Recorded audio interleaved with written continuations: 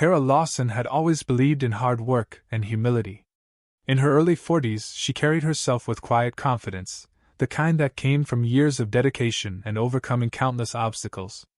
Tara was a woman of substance, though you'd never know from the way she moved through the hospital halls, wearing the simple uniform of a nurse. Today, she was filling in for a colleague who was on leave, taking on duties she hadn't performed regularly in years. But this didn't bother her. Tara wasn't one to flaunt titles, and no task was beneath her. She had started her career as a nurse after working her way through medical school with long hours, sleepless nights, and a relentless determination. Her background had shaped her into the compassionate leader she was today, a medical director at one of the city's most prestigious hospitals. The road hadn't been easy. Tara grew up in a low-income neighborhood, surrounded by limited opportunities. But she never let her circumstances define her. Instead, they fueled her ambition. Nursing was her first step, but her dream had always been to climb higher and make a difference on a larger scale. Over time, Tara's expertise and dedication were recognized by those who mattered. She was promoted, and eventually, she earned her current role as medical director. Despite her status, Tara remained grounded. She believed leadership wasn't about titles. It was about understanding the people who worked under you and the challenges they faced. This is why, even today, she found herself back in scrubs, helping on the floor because her team needed her. Most of the staff knew who she was and respected her for her modesty and willingness to pitch in when things got hectic. The hospital itself was a high-end institution, catering to the wealthy and influential. It was known for its top-tier facilities, cutting-edge technology, and highly skilled professionals. But it also had its flaws. The environment was hierarchical, with clear divisions between doctors and support staff. Nurses, in particular, often found themselves at the receiving end of this rigid structure. Many doctors saw themselves as superior, not just in title, but in worth.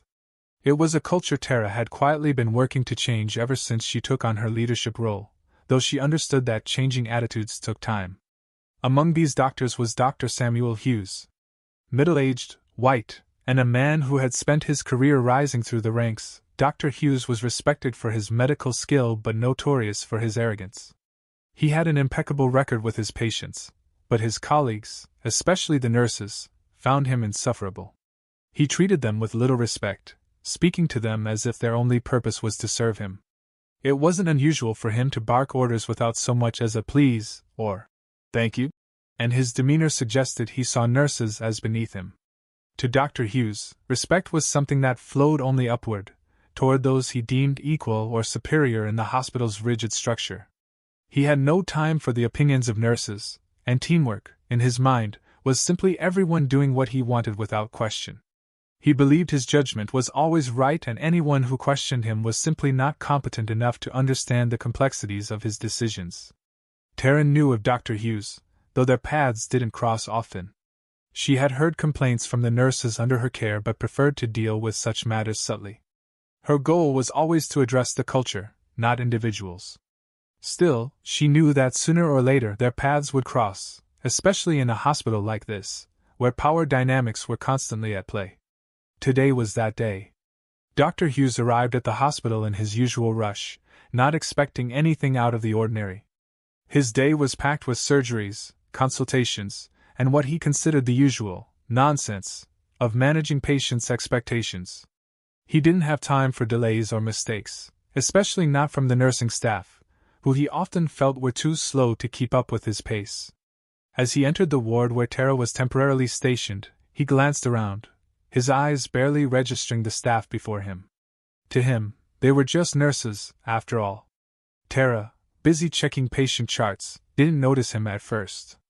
She was focused on ensuring everything was in order for the patients under her care.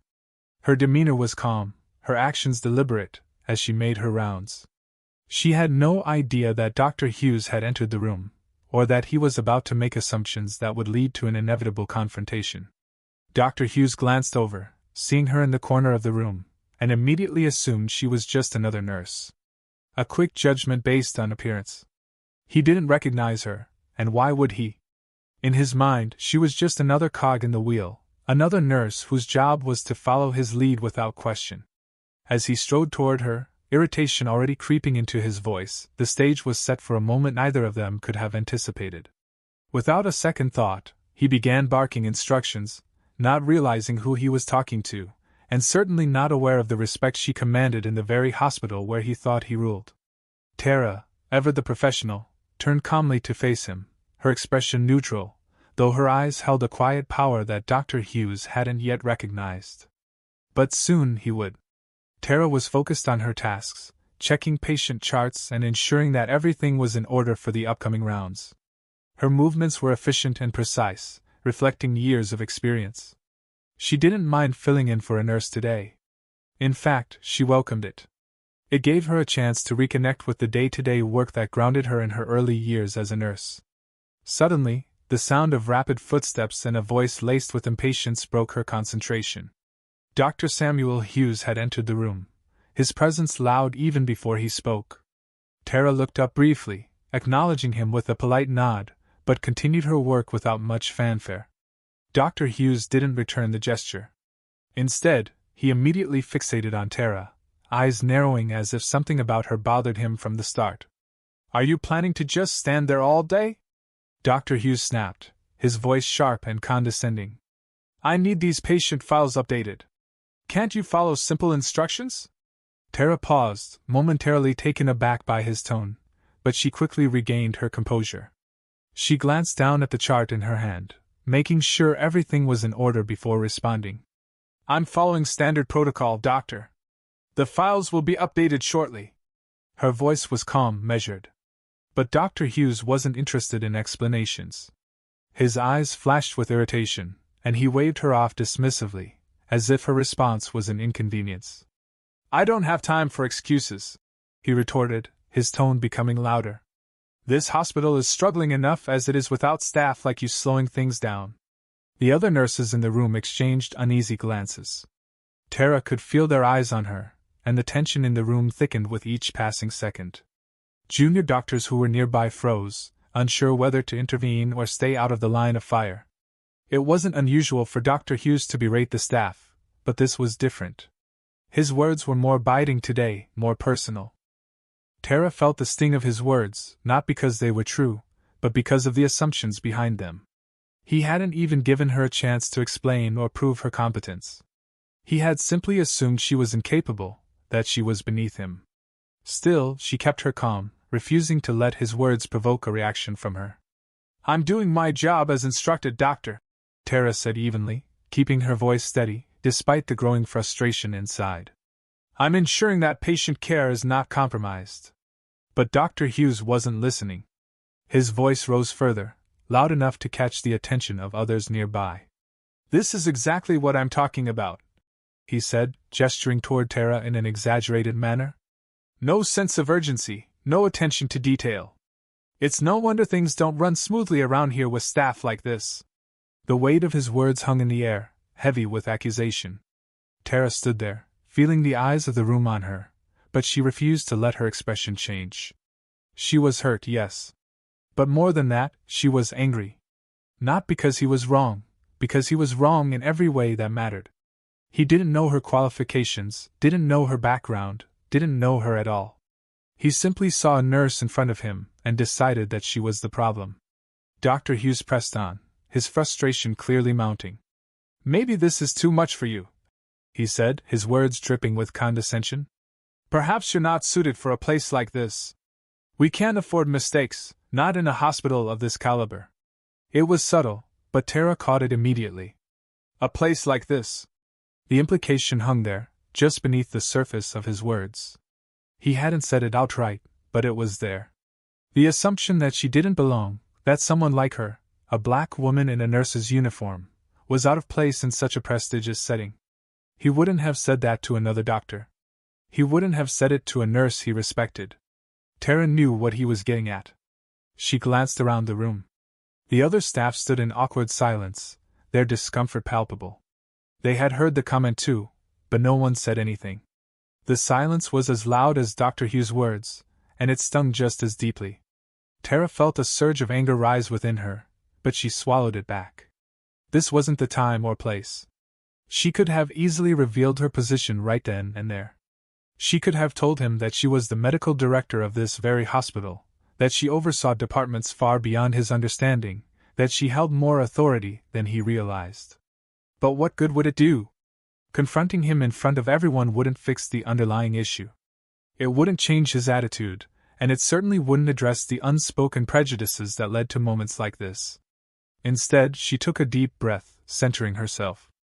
"I'll make sure everything is handled," she said quietly, her voice steady but firm. Dr. Hughes barely acknowledged her words. He had already turned away, too absorbed in his own frustration to notice the impact of what he'd said. "Just get it done," he muttered as he stormed off, leaving a trail of tension in his wake. Tara stood there for a moment, her hands still holding the patient chart, her mind racing. She could feel the weight of the moment pressing down on her. She had been humiliated in front of her colleagues, treated as though she were less than, as though she didn't belong. And it wasn't just because she was a nurse for the day. It was because of who she was. A black woman, standing in a place where Dr. Hughes thought she had no right to be. But Tara wasn't the type to let anger consume her. She wouldn't give Dr. Hughes the satisfaction of seeing her upset. She would finish her shift with the same quiet dignity she had always carried. And when the time came, she would address this situation the right way, through the proper channels. Tara knew her value, even if Dr. Hughes didn't. As she turned back to her work, she could feel the eyes of the staff on her once again. This time, though, there was something else in their gazes. A quiet respect. They had seen what had happened, and while no one had spoken up in the moment, they had witnessed Tara's grace under pressure. Dr. Hughes may have humiliated her publicly, but Tara had maintained her composure. And that was something he would never take away from her. Tara's day finally came to an end, though it left her with an unsettling weight she couldn't shake off. After her shift, she returned to her office, the same office where she made critical decisions as the medical director of the hospital. But today, she had felt small, reduced to a nurse in the eyes of a man who didn't know who she was, didn't care to ask, and had taken liberties he never should have. As she sat at her desk, she replayed the moment in her mind. The sting of Dr. Hughes' words echoed in her ears, each dismissive comment ringing with a sense of finality. She had been through worse in her career, certainly, but this time it was different. It wasn't the blatant racism she had encountered in the past, nor the overt sexism. It was the subtle, insidious way Dr. Hughes had simply assumed she was incompetent, unworthy of respect. It was the casual disregard for her as a person that cut deeper than anything. Tara thought back to the long road she had traveled to get to where she was now. She had worked her way up from being a nurse to earning her position as a medical director, a feat that had taken years of hard work, resilience, and sacrifice. She remembered the late nights studying in medical school, the days when she was the only black woman in the room, and the countless times she had been underestimated or dismissed. This wasn't new, but it still hurt. Sighing, she pulled out her phone and texted her close friend and fellow colleague, Janelle. They had been through so much together, and Tara needed to talk to someone who would understand. Within minutes, Janelle called her, the concern clear in her voice. "What happened today?" Janelle asked, already sensing that Tara was upset. "You seem off." Tara hesitated for a moment. "It's Dr. Hughes. He berated me in front of the whole staff. Treated me like I was nothing." Janelle sighed on the other end of the line. "What did he say?" Tara recounted the incident, the sting of Dr. Hughes' words still fresh. "He assumed I was incompetent, belittled me like I didn't know what I was doing, and didn't even bother to listen when I explained myself. It was in front of everyone. I could see the way the nurses and junior doctors looked at me, like I was just some helpless bystander." Janelle was silent for a moment, but Tara could feel her anger simmering. "And you didn't tell him?" Tara shook her head, though Janelle couldn't see her. "No. I didn't think it would have solved anything. He wouldn't have listened anyway, and I didn't want to escalate it. It's not about me, not really. It's about something bigger than just one moment." "Still," Janelle replied, her voice softening, "you shouldn't have to deal with that. Especially not from him." Tara leaned back in her chair. "I know. But I need to think this through.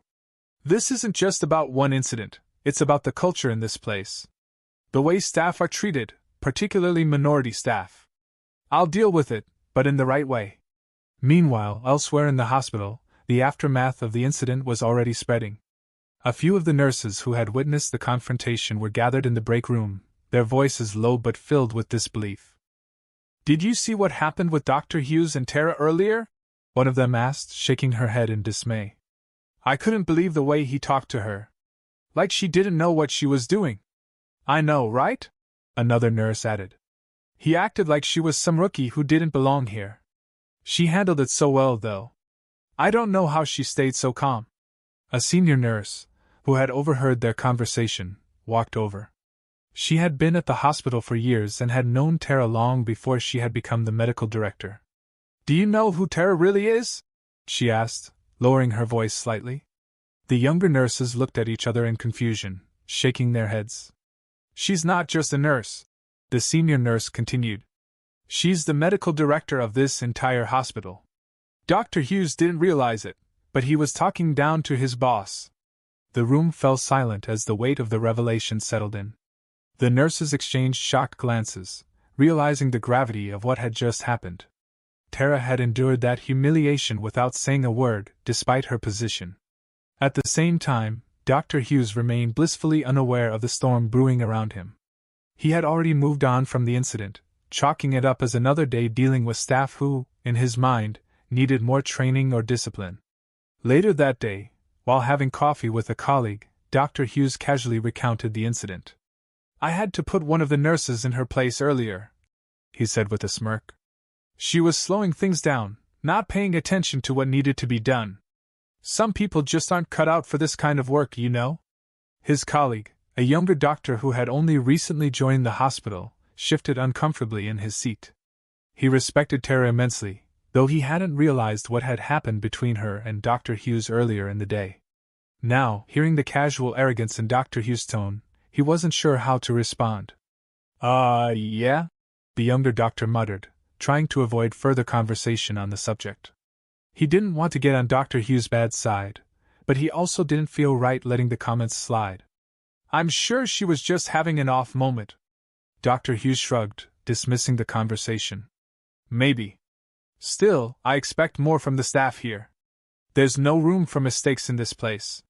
Unbeknownst to Dr. Hughes, whispers had already started to spread throughout the hospital. Word of Tara's true position reached more and more people, and as it did, a sense of unease began to build. Tara, meanwhile, was not one to let things fester without addressing them. She wasn't interested in revenge or public retribution, but she knew that something had to be done. This wasn't just about Dr. Hughes' behavior. It was about a systemic issue in the hospital culture that allowed staff to be treated with such disrespect. Back in her office, Tara began drafting a formal report. It wasn't about recounting every detail of what had happened to her that day, but about the bigger picture. She detailed the need for improved training on respect and communication, particularly between doctors and nurses. She addressed the subtle biases that often went unchecked, particularly in how minority staff were treated. Her goal was not to embarrass Dr. Hughes but to ensure that no one else had to endure what she had. As she prepared the report, Tara knew that it was only a matter of time before Dr. Hughes would realize his mistake. She wasn't planning on confronting him directly. The hospital leadership would take care of that. But as the whispers spread and Dr. Hughes started hearing more about who Tara truly was, the weight of his actions would come crashing down on him. And by then, it would be too late to undo the damage he had caused. Tara sat in the boardroom, waiting for the meeting to begin. The room was sterile, cold, and filled with the quiet hum of hospital administrators shuffling papers and whispering among themselves. She felt the weight of what was about to happen pressing down on her, but she was calm, composed. She knew that today wasn't just about addressing what had happened between her and Dr. Hughes. It was about confronting a deeper issue in the hospital's culture, one that had allowed this incident to happen in the first place. Dr. Hughes walked in, his demeanor as confident as ever. He gave a quick nod to the senior hospital management before taking a seat directly across from Tara, not yet aware of the magnitude of the meeting. He was still in the dark about Tara's true position. To him, this was just another routine discussion, one that would likely end with him walking out unscathed, as usual. The head of hospital management, Mr. Thompson, opened the meeting with a serious tone. "Dr. Hughes, we're here to discuss an incident that occurred recently between you and one of our staff members. We've received a formal complaint regarding your conduct, and we need to understand your side of the story. Dr. Hughes straightened in his chair, his voice carrying a hint of frustration. Look, I was just doing my job. I have to keep the staff in line, especially when things aren't running smoothly. The nurse in question was slowing down the workflow, and I had to step in to ensure patient care wasn't compromised. It's not personal, it's about maintaining order. Tara listened silently as he spoke, her hands resting calmly in her lap. She had anticipated this reaction. It was clear Dr. Hughes believed that what he had done was not only justified but necessary. His tone was defensive, his posture rigid, as if daring anyone in the room to challenge his authority. Mr. Thompson glanced at Tara, signaling it was her turn to speak. She met Dr. Hughes' eyes for a brief moment before addressing the room.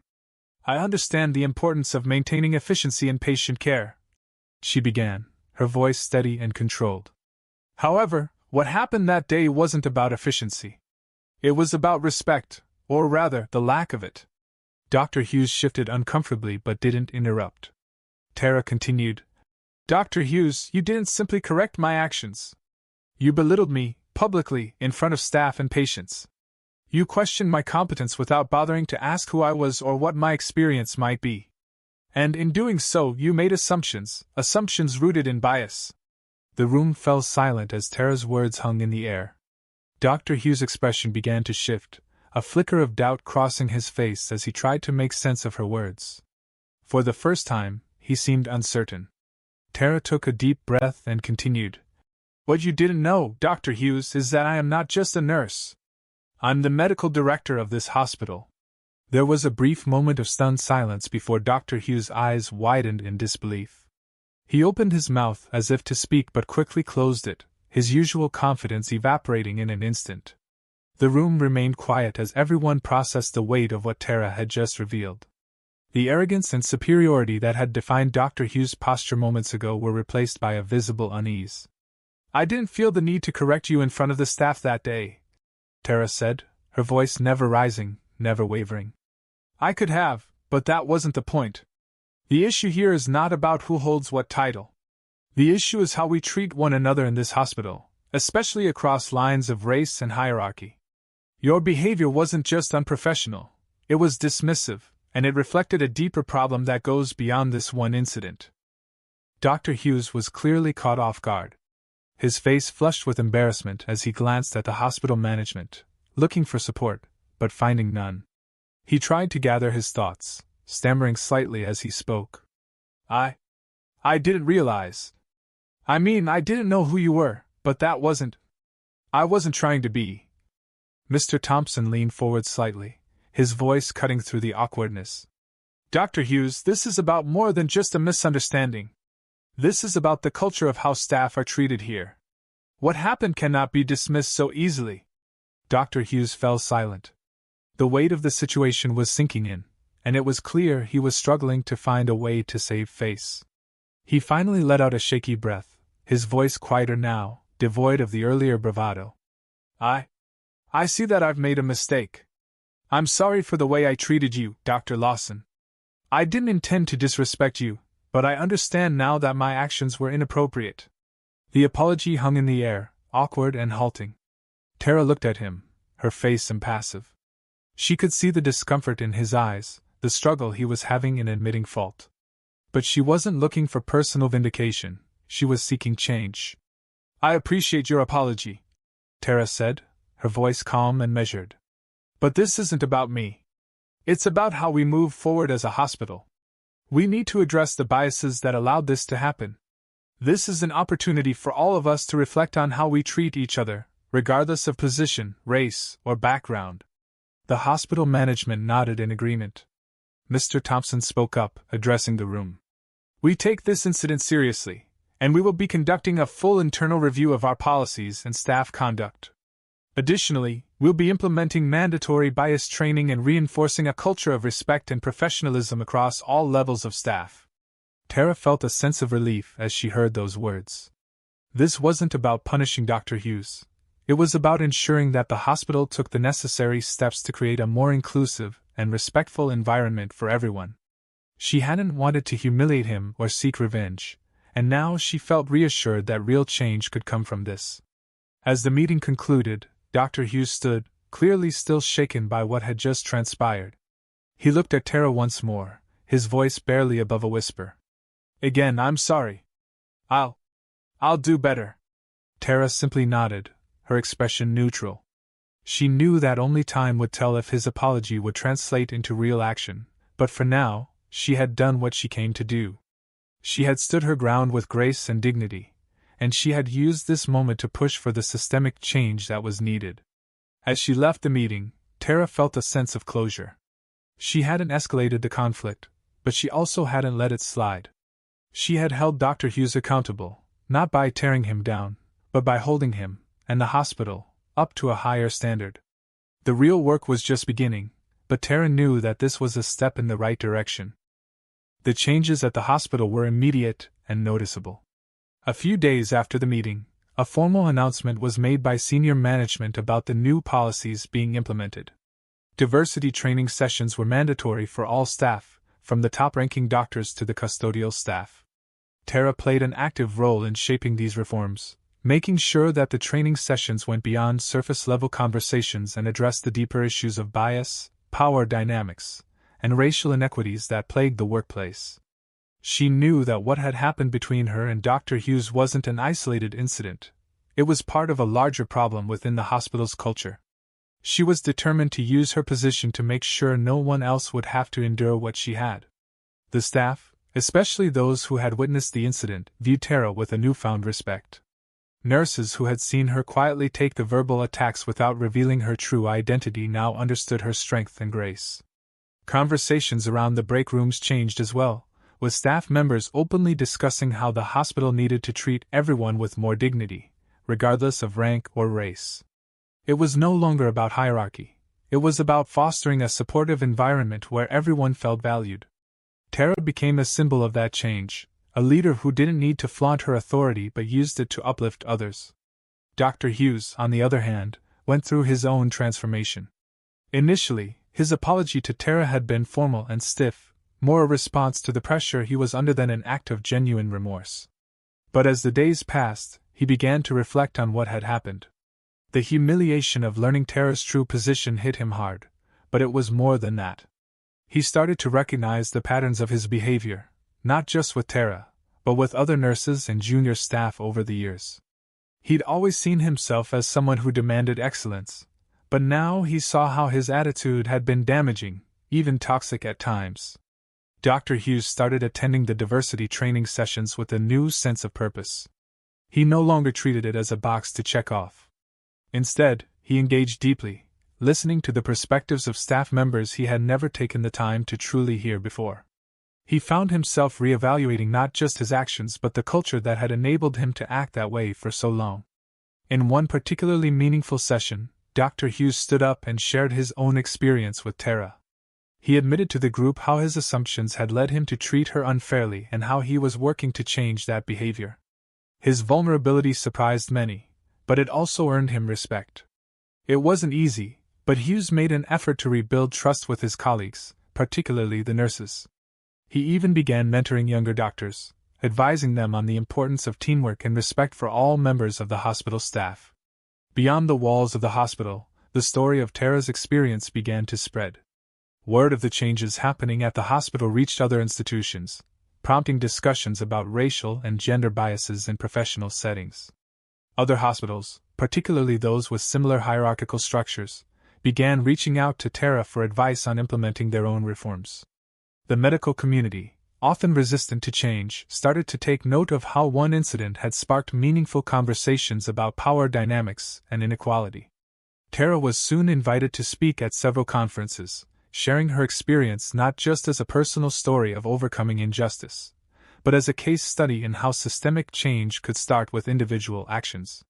She spoke at medical schools, hospital leadership summits, and diversity and inclusion panels, emphasizing the need for empathy, open-mindedness, and accountability at every level of the healthcare system.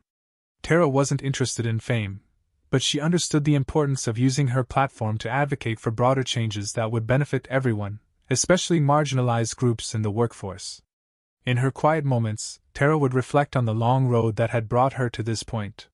She thought back to the early days of her career when she had faced countless obstacles, often feeling like she had to work twice as hard to be seen as half as good. Growing up, she had never imagined herself in a position of such influence. But through sheer determination and the support of her family and mentors, she had risen to become a medical director.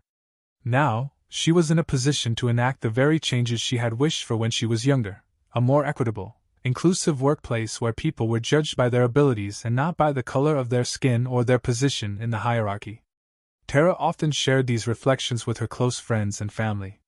One evening, while sitting with her husband and their 2 children, she expressed how grateful she was for the opportunity to make a difference. "I never asked to be in the spotlight," she said softly. "But if this experience can help others, then it was worth it." Her husband smiled and squeezed her hand. "You're changing things, Tara. People are listening to you. That's a legacy." Tara wasn't interested in personal glory, but she was proud of what she had accomplished.